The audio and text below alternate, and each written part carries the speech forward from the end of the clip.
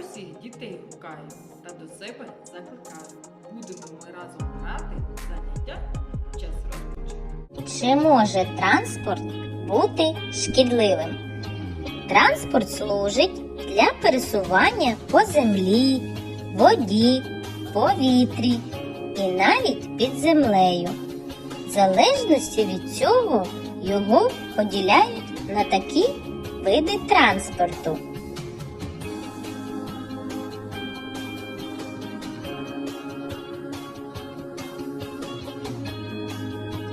Наземний, підземний, водний і повітря. Це види транспорту допомагають людям перевозити вантажі, пасажирів, а ще вони помічники будь-якої роботи.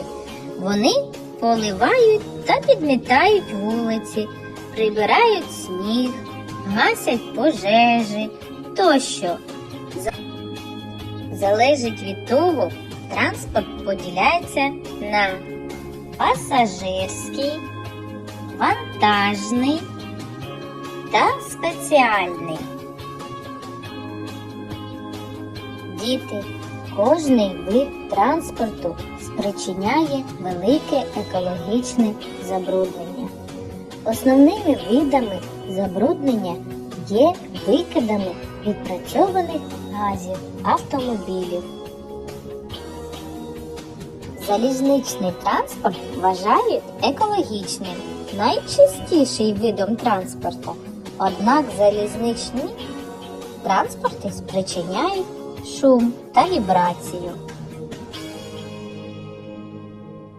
Повітряний транспорт вносить значний вклад на екологію. Вони багато викидають парникових газів у верхніх шарах атмосфери. Морський вид транспорту є основним забруднювачем Світового океану. Особливо небезпечні є розливи нафти, коли трапляються аварії морських суден, внаслідок яких гине багато жителів моря і океанів. Річковий транспорт має невисокий рівень забруднення довкілля.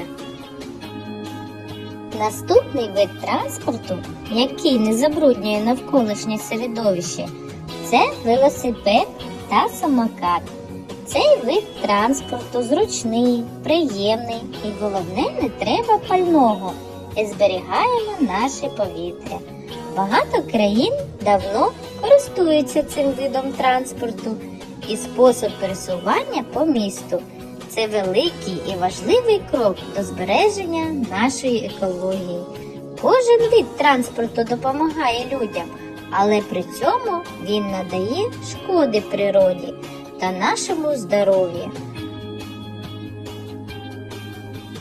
Як же вирішили цю проблему?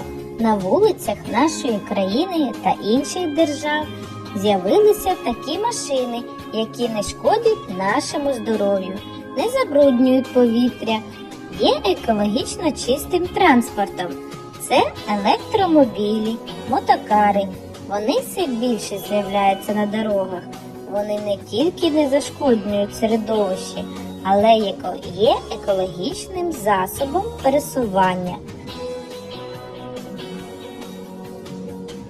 Коли таких машин буде багато, то і наша земля буде яскравішою, зеленішою та здоровою.